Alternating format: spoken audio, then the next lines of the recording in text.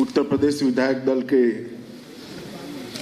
नवनिर्वाचित नेता श्रीमान योगी आदित्यनाथ जी,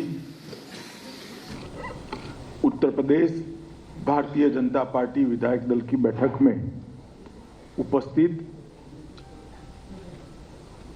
उत्तर प्रदेश विधायक दल के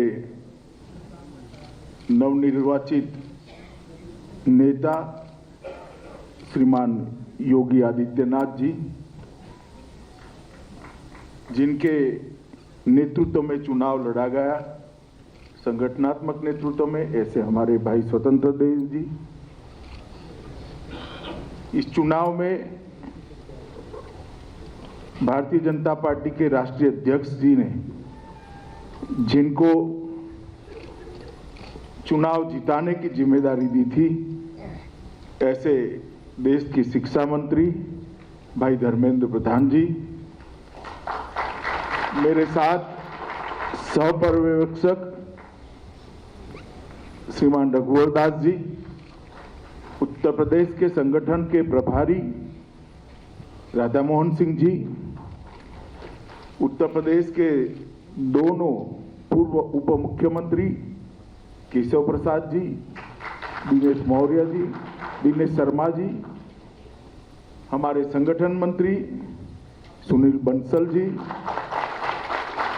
भाई सुरेश खन्ना जी, आशीष सिंह जी, संजय निषाद जी, और आज इस बैठक में यहाँ पर उपस्थित सभी विधायक दल के सदस्य भाइयों और बहनों, आज हम सब के लिए बहुत आनंद का विषय है कि आज उत्तर प्रदेश विधानसभा का एक नया इतिहास लिखने का क्षण इसी सभागार के अंदर हो रहा है। 35 सालों से कभी भी एक पार्टी को दूसरी बार पूर्ण बहुमत नहीं मिला है। भारतीय जनता पार्टी अकेली एक ऐसी पार्टी है जिसने दोनों बार 2/3 से ज्यादा बहुमत के साथ जनता का समर्थन हासिल किया। उत्तर प्रदेश की स्थापना से लगभग कोई भी मुख्यमंत्री अपने शासन के आधार पर फिर से एक बार जनादेश लेकर मुख्यमंत्री नहीं बन पाए। कारण क्या होगा, इसकी मीमांसा में जाने का दिन नहीं है, परंतु हम सब के लिए आनंद का विषय है कि भारतीय जनता पार्टी के नेता श्री योगी आदित्यनाथ जी को उत्तर प्रदेश की जनता ने दूसरी बार सदस्यता अभियान चालू हुआ तब से मैं ही आया था। पार्टी ने घोषणा की थी कि योगी जी के नेतृत्व में हम चुनाव लड़ेंगे, और उसके बाद जनता ने फिर से एक बार 2/3 से ज्यादा बहुमत से हमें जिताया है और योगी जी को फिर से एक बार मुख्यमंत्री बना। तो उत्तर प्रदेश एक प्रकार से कई सालों से अस्थिरता का केंद्र रहा, राजनीतिक अस्थिरता का केंद्र। जनता ने फिर से एक बार 2/3 से ज्यादा बहुमत से हमें जिताया है और योगी जी को फिर से एक बार मुख्यमंत्री बनाया। मित्रों, उत्तर प्रदेश एक प्रकार से कई सालों से अस्थिरता का केंद्र रहा, राजनीतिक अस्थिरता का केंद्र रहा। आजादी के शुरुआती समय के बाद यहां पर धीरे धीरे मूल्यों का भी क्षरण हुआ और राजनीतिक विचारधाराओं का भी क्षरण होता गया, और परिणाम स्वरूप जातिवादी और परिवारवादी पार्टियां उत्तर प्रदेश में पनपती गई, पलती गई, बढ़ती गई, और उसी के कारण एक राजनीतिक अस्थिरता का माहौल बहुत लंबे समय से 2014 तक चला। 2014 के आम चुनाव में जब भारतीय जनता पार्टी ने तय किया कि भारतीय जनता पार्टी की ओर से प्रधानमंत्री पद के प्रत्याशी गुजरात के उस वक्त के मुख्यमंत्री श्री नरेंद्र मोदी होंगे और उस घोषणा के साथ ही समग्र देश के अंदर एक चेतना जागृत हुई थी। समग्र देश के अंदर एक खुशी और आशा की लहर दौड़ी। मैं उस वक्त उत्तर प्रदेश का प्रभारी था। मुझे ठीक याद है, एक घोषणा के साथ ही उत्तर प्रदेश के कार्यकर्ताओं के अंदर भी एक खुशी की लहर। मैं जब प्रभारी बना तब एक घोषणा नहीं हुई।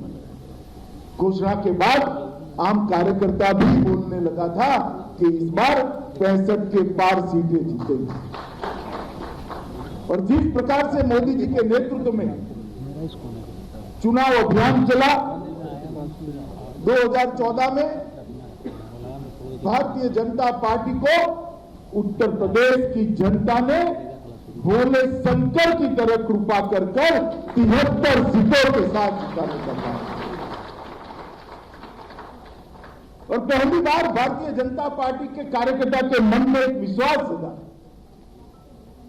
कि अगर 14 के चुनाव में 73 सीटें जीत सकते हैं तो 17 में 300 पार भी कर सकते हैं। और मोदी जी की सरकार 14 से 17 चली। यही योजनाएं थी जो योगी जी ने जमीन पर उतारी। मगर उस वक्त जो शासन था समाजवादी पार्टी का, उसने योजनाओं को जमीन पर उतारने के लिए कोई परिश्रम नहीं करा। ये योजनाएं जातिवाद के कारण हर व्यक्ति पर तक नहीं पहुंची। ये योजनाएं भ्रष्टाचार के कारण जमीन पर नहीं पहुंची। ये योजनाएं एडमिनिस्ट्रेशन के राजनीतिकरण के कारण जमीन पर नहीं पहुंची।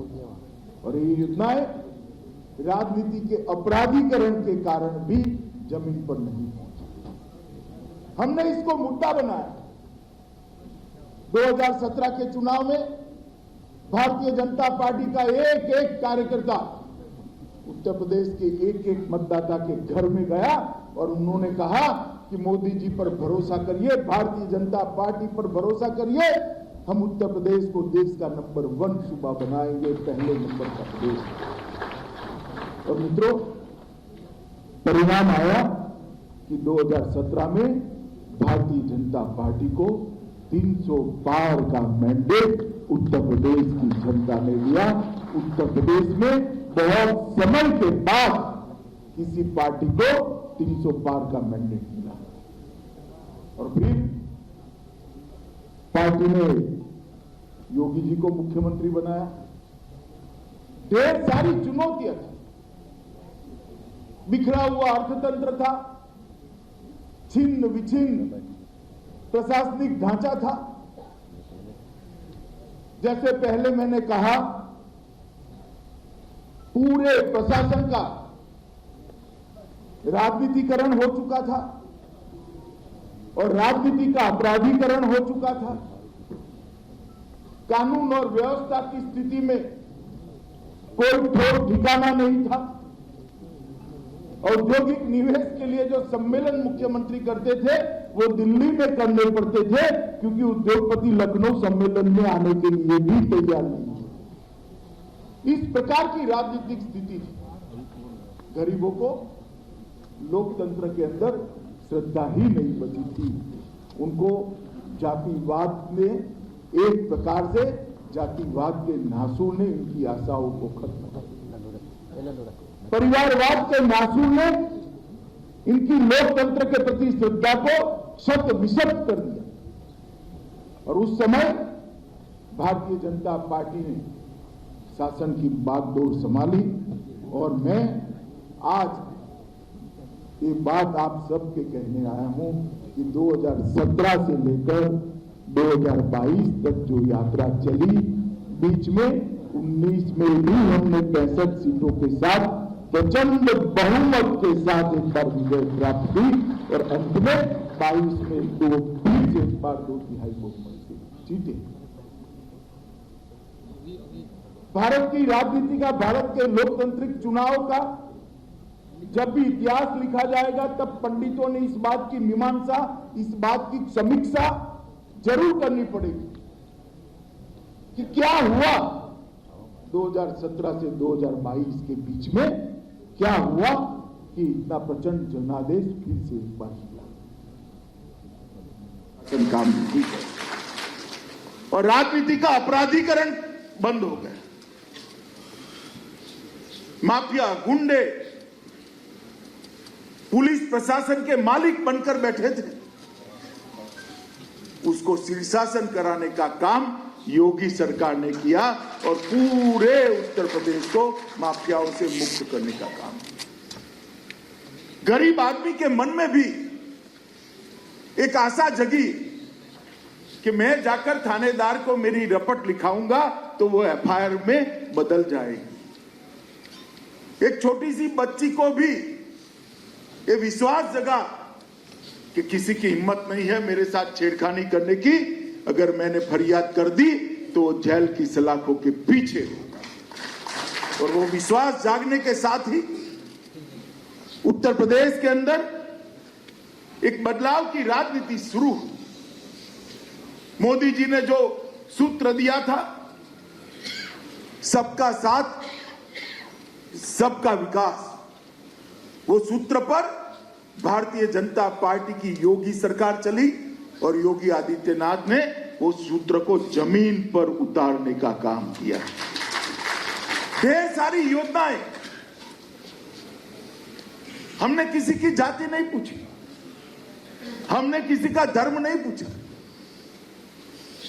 जिसको घर मिलना था उसको घर मिला, जिसको गैस मिलना था उसको गैस मिला, जिसके घर में बिजली पहुंचनी थी वो 1,42,00,000 लोगों के घर में बिजली भी पहुंच गई। जिनको आयुष्मान भारत योजना का कार्ड मिलना था उसको आयुष्मान भारत योजना का कार्ड जाति और धर्म पूछे बगैर मिला। शौचालय घर में बन गया और मुफ्त में अनाज देने की योजना भी उसके घर तक पहुंचाने का काम भारतीय जनता पार्टी की सरकार ने। और ये जो बदलाव आया वो उत्तर प्रदेश में ऐतिहासिक बदलाव की शुरुआत करने वाला है। आज मैं सारे विधायक यहां बैठे हैं, मैं आप सभी को कहना चाहता हूं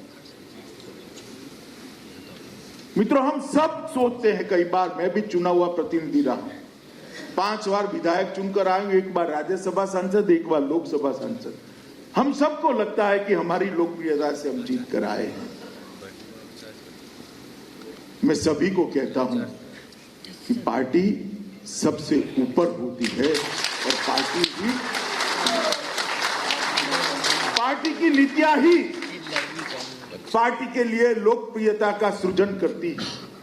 सरकार के कार्यक्रम ही नेतृत्व को लोकप्रिय बनाते हैं और हमारा दायित्व है कि नींव डालने का जो काम किया है, इस पर एक भव्य इमारत भारतीय जनता पार्टी की बनाने के लिए हम आगे बढ़ें।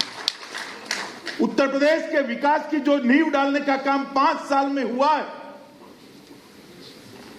आगे के 5 साल उत्तर प्रदेश के खोए हुए गौरव को वापस दिलाने का है और उत्तर प्रदेश को देश में नंबर 1 राज्य बनाने के बाद।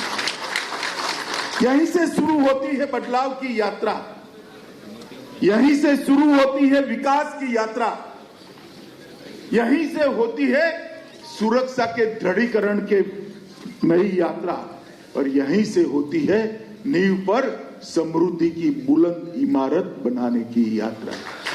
यहीं से शुरू होती है गरीब और युवाओं के और छोटी बच्चियों के आशाओं, आकांक्षाओं और सपनों की यात्रा और उसको पूरा करने का काम मेरे सामने बैठे हुए सभी लोगों ने, सभी विधायकों ने करना है, योगी जी के नेतृत्व में करना है।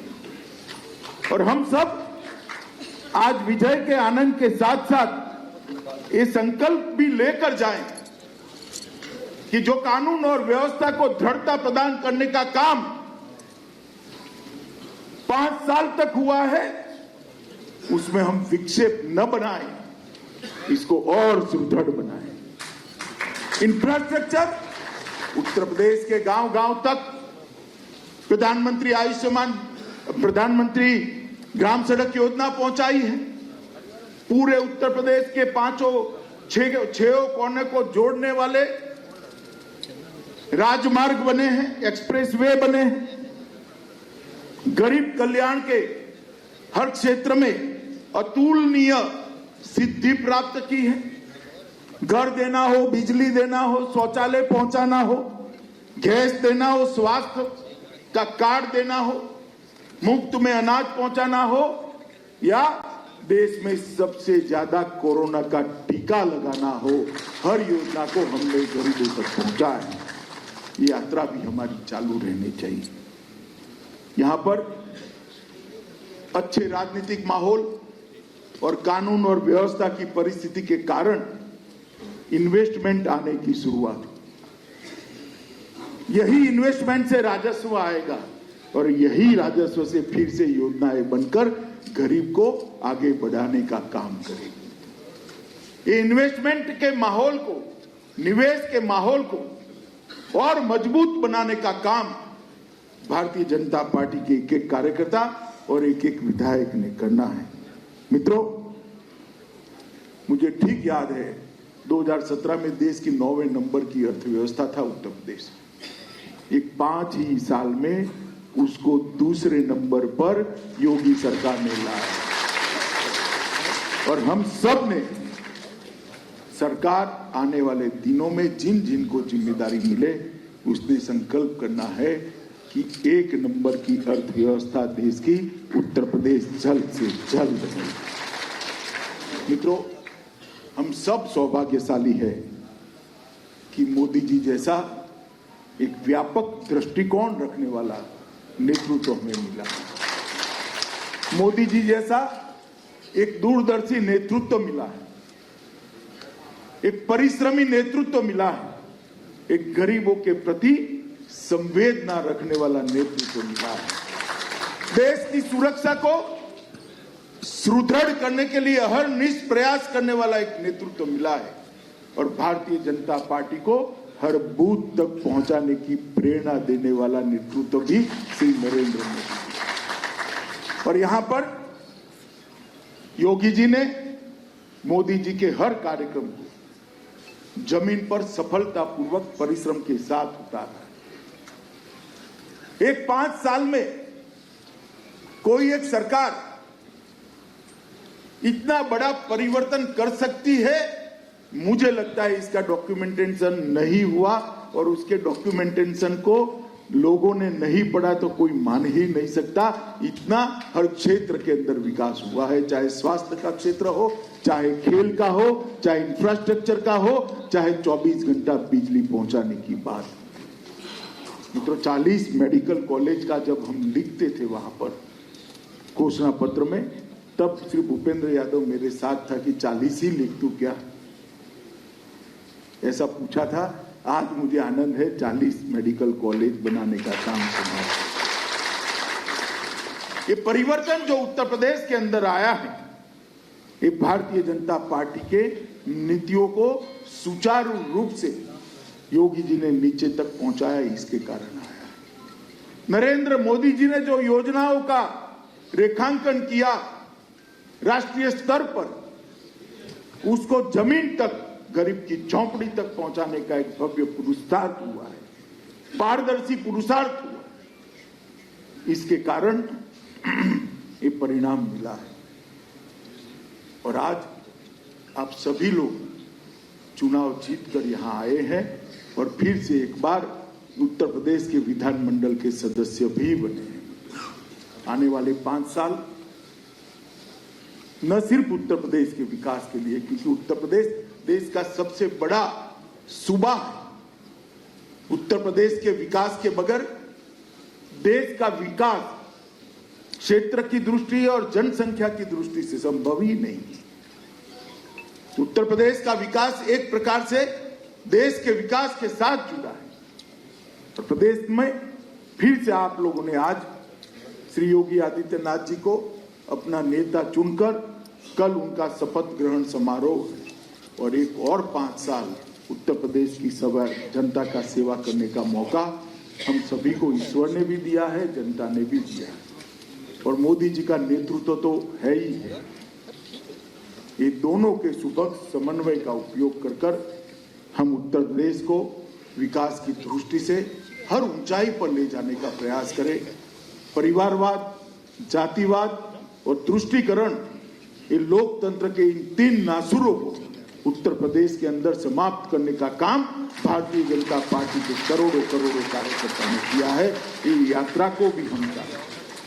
2014, 17, 19 और 22 ये चारों चुनावों ने सिद्ध किया है उत्तर प्रदेश की जनता अब परिवारवाद, जातिवाद और तुष्टीकरण में नहीं मानती है, पॉलिटिक्स ऑफ परफॉर्मेंस में मानती है। और ये पॉलिटिक्स ऑफ परफॉर्मेंस, इसकी जो यात्रा शुरू हुई है ये हम जारी रखें।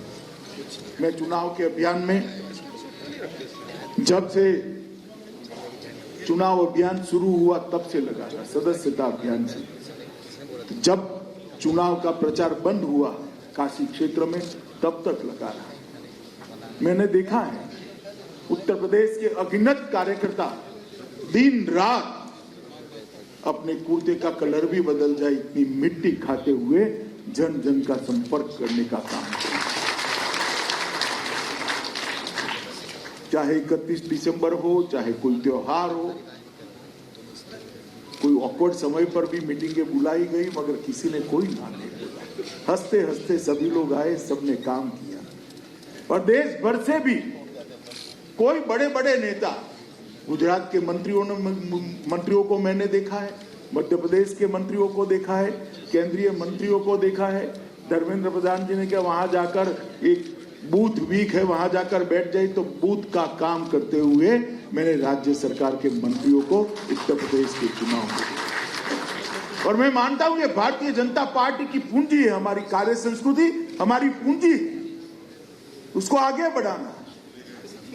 चुनाव का नेतृत्व संगठन ने जिन लोगों को सौंपा है उनकी कार्य योजना को नीचे पहुंचाना ही हमारा लक्ष्य होना है। और विनम्रता के साथ देश भर के कार्यकर्ताओं ने यहां पर परिश्रम किया है। उत्तर प्रदेश के लाखों करोड़ों कार्यकर्ता ने दिन रात एकत्रित कर जनसंपर्क का काम किया है। पहले 2 चरण में तो कोरोना का डर भी था, फिर भी कार्यकर्ता कभी मास्क लगा नहीं लगा, कोरोना होगा नहीं होगा, हुआ तो भी टेस्ट नहीं कराना है, चुनाव बाकी है, ये मोड और ये मिशन के साथ कार्यकर्ता लगा।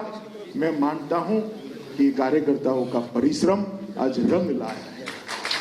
कार्यकर्ताओं के परिश्रम ने ये परिणाम दिया है और ये परिणाम के लिए देश भर के और विशेषकर उत्तर प्रदेश के लक्षावधि कार्यकर्ता प्रणाम के अधिकारी है। मैं उन सभी को बहुत बहुत धन्यवाद। फिर से एक बार पूरे चुनाव अभियान में सबसे ज्यादा परिश्रम करने वाला कोई कार्यकर्ता का नाम देना है तो पूरा देश बेझिझक श्री नरेंद्र मोदी का नाम देगा। इतना परिश्रम मोदी जी ने पूरे चुनाव में किया। प्रधानमंत्री रहते हुए भी कभी भी कोई सभा बढ़ा दी, कोई सभा पकड़ समय पे रख दी, कभी ना नहीं बोले। एक डिसिप्लिन कार्यकर्ता के नाते, एक डिसिप्लिन नेतृत्व के नाते उन्होंने प्रचार अभियान को गति देने का काम किया है। मित्रों, अंत में भारतीय जनता पार्टी की कार्य संस्कृति को हम आगे बढ़ाए और उत्तर प्रदेश में एक मजबूत नींव डालने का काम जो योगी आदित्यनाथ जी ने किया है, इन नींव पर एक भव्य इमारत बनाए और उत्तर प्रदेश को देश का नंबर 1 सूबा बनाने के लिए हम सब लोग मनोयोग से जुड़ जाए, यही आप सभी से अपेक्षा है। फिर से एक बार आप सभी को हृदय से बहुत बहुत शुभकामनाएं और बधाई देकर, और योगी आदित्यनाथ जी को भी मैं शुभकामनाएं और बधाई देना चाहता हूं कि अगले 5 साल उत्तर प्रदेश के इतिहास में आपके नेतृत्व में सुवर्ण अक्षरों से अंकित हो, इस प्रकार का उत्तर प्रदेश का विकास हो, यही शुभकामनाएं देकर मेरी बात को समाप्त करता हूं। वंदे मातरम। बहुत बहुत धन्यवाद माननीय गृह मंत्री जी। अमित शाह को आपने सुना जो कि योगी आदित्यनाथ को बधाई दे रहे हैं उत्तर प्रदेश की